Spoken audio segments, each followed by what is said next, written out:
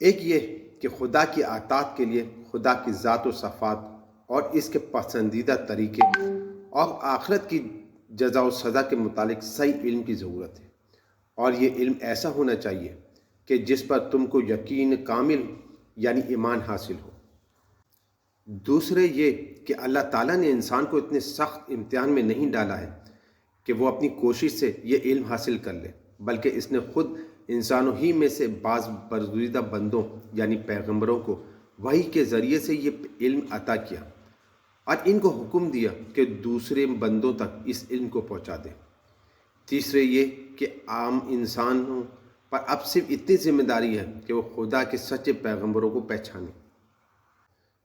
جب ان کو معلوم ہو جائے کہ فلاں شخص حقیقت میں خدا کا سچا پیغمبر ہے تو ان کا فرض ہے کہ وہ جو کچھ تعلیم دے اس پر ایمان لائیں، اور جو کچھ وہ حکم دے اس کو تسلیم کریں، اور جس طریقے پر وہ چلے اس کی پیروی کریں۔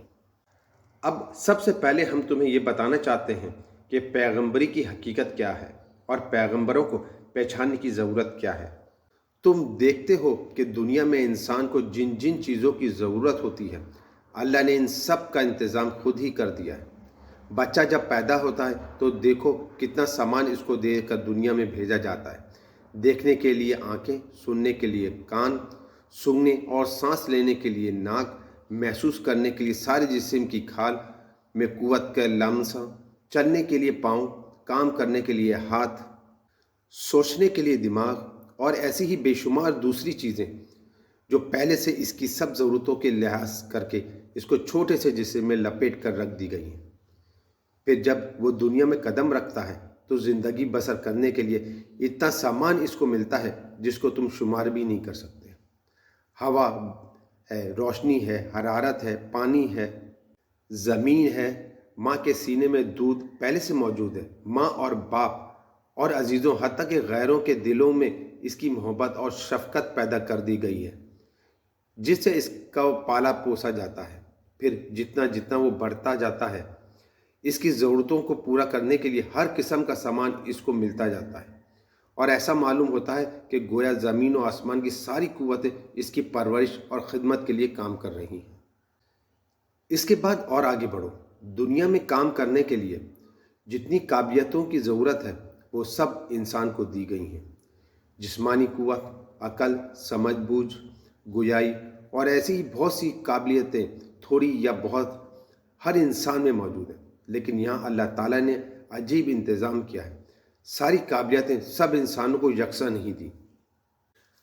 اگر ایسا ہوتا تو کوئی کسی کا محتاج نہ ہوتا، نہ کوئی کسی کی پرواہ کرتا۔ اس لیے اللہ نے تمام انسانوں کی مجموعی ضرورتوں کے لحاظ سے سب قابلیتیں پیدا تو انسانوں ہی میں کی، مگر اس طرح کہ کسی کو ایک قابلیت زیادہ دے دی اور دوسرے کو دوسری قابلیت۔ تو دیکھتے ہیں وہ کہ بعض لوگ جسمانی محنت کی قوتیں دوسرے سے زیادہ لے کر آتے ہیں، بعض لوگوں میں کسی خاص ہنر یا پیشے کی پیدائشی قابلیت ہوتی ہے جس سے دوسرے محروم ہوتے ہیں، اور بعض لوگ میں ذہانت اور عقل کی قوت دوسروں سے زیادہ ہوتی ہے۔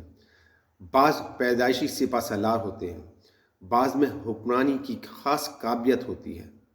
بعض تقریر کی غیر معمولی قوت لے کر پیدا ہوتے ہیں، بعض میں انشا پردازی کا فطری ملکہ ہوتا ہے۔ کوئی ایسا شخص پیدا ہوتا ہے کہ اس کا دماغ ریاضی میں خوب لڑتا ہے، حتیٰ کہ اس فن کے بڑے بڑے پیچیدہ سوالات اس طرح حل کر دیتا ہے کہ دوسروں کے ذہن وہاں تک نہیں پہنچتے۔ ایک دوسرا شخص ایسا ہوتا ہے جو عجیب عجیب چیزیں ایجاد کرتا ہے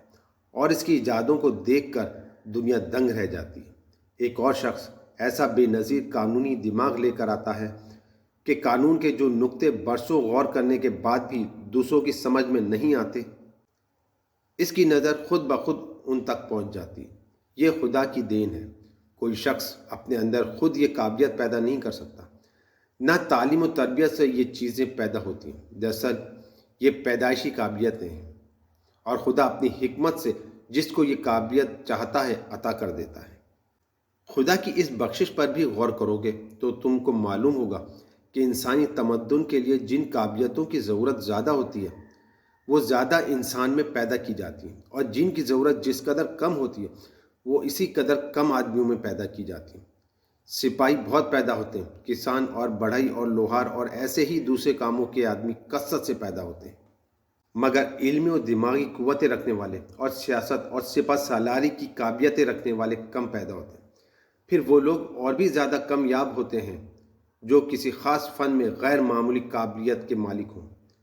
کیونکہ ان کے کارنامے صدیوں کے لیے انسانوں کو اپنے جیسے ماہر فن کی ضرورت سے بے نیاز کر دیتے ہیں۔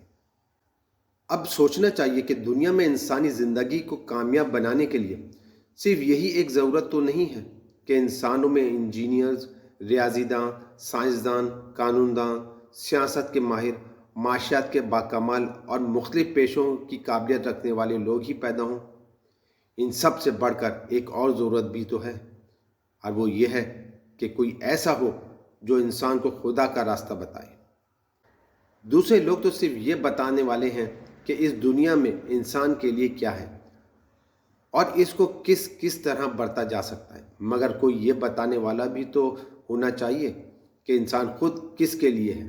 اور انسان کو دنیا میں یہ سب سامان کس نے دیا ہے، اور اس دینے والے کی مرضی کیا ہے، تاکہ انسان